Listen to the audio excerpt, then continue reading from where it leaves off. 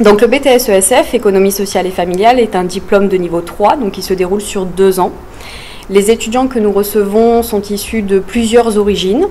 Donc soit ce sont des nouveaux bacheliers, donc en bac général, L, ES ou S, soit ce sont des élèves issus de bac technologique, donc ST2S ou STMG, soit des élèves issus de bac pro, généralement ASSP ou SPVL.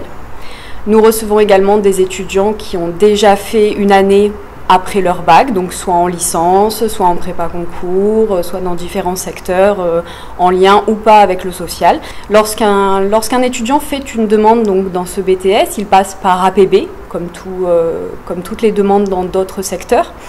Et nous faisons très attention à l'assiduité en classe, aux résultats dans les matières scientifiques et littéraires, et également à la lettre de motivation. On attend à ce que l'élève puisse être capable de rédiger une lettre de motivation dans laquelle il développe à la fois ses connaissances et ses compétences et son désir d'orientation dans notre BTS. Notre formation, ce qui se déroule donc sur ces 2 années, est divisée en 2 très grands pôles. Un pôle qui est plutôt technique et scientifique, c'est-à-dire que les étudiants vont avoir de nombreuses matières scientifiques, c'est-à-dire l'habitat-logement, la physique-chimie en première année, la santé, l'alimentation, l'hygiène, la démarche qualité, le design, l'aménagement des locaux.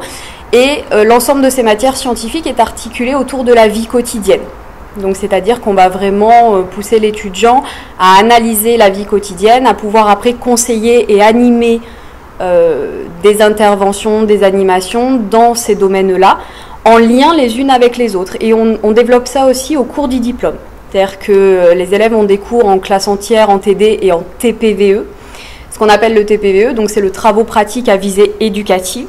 Donc c'est des travaux pratiques autour d'une situation commune, qui est de l'interdisciplinarité autour de plusieurs matières scientifiques, au cours duquel l'étudiant va être capable de mettre en lien toutes ces matières autour d'un projet commun. À côté de ça, on a un deuxième gros pôle d'enseignement qui sont des matières qui vont structurer le cadre du futur métier de l'étudiant. C'est-à-dire que ce sont des matières plus à visée sociale et méthodologique, donc où on va enseigner à l'élève les institutions françaises, le cadre légal, la maîtrise des outils professionnels. Voilà, ce qui va permettre réellement de lui poser le cadre de son futur métier, quelle que soit l'institution dans laquelle il va être. Il va pouvoir analyser les besoins d'un public spécifique, il va pouvoir connaître les lois et les réglementations attitrées à une association ou à la structure dans laquelle il travaille. Donc ça, c'est le deuxième gros pôle d'enseignement, dans lequel on va aussi trouver des méthodologies de travail. C'est-à-dire on va lui enseigner à construire une méthodologie de projet, à construire des outils d'investigation, à évaluer son travail, à communiquer avec des équipes professionnelles, etc. Notre formation s'articule autour de 2 stages professionnels, un de 7 semaines en fin de première année, qui donnera lieu à une note pour la seconde année du BTS, et un stage de 6 semaines en 2e année de BTS, qui sera le support d'une épreuve orale, cette fois-ci, dans le cadre de l'évaluation du BTS. Voilà, donc c'est un stage au cours duquel donc, les étudiants vont monter un projet de A à Z, grâce à leurs cours justement de méthodologie de projet et à leurs cours techniques et scientifiques, puisqu'ils mènent un projet dans le domaine de la vie quotidienne. Ils vont, s'ils le souhaitent, réaliser ce projet, mais en tout cas surtout le présenter dans le cadre de leur BTS. Alors, il y a plusieurs débouchés possibles. Soit effectivement, l'étudiant peut se lancer dans le monde du travail en tant que conseiller en habitat ou conseiller en énergie, animateur prévention santé ou conseiller aux tuteurs familiaux, etc.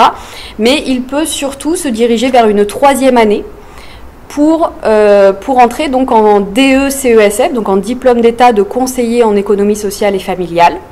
3e année qui se déroule également à Marie Curie.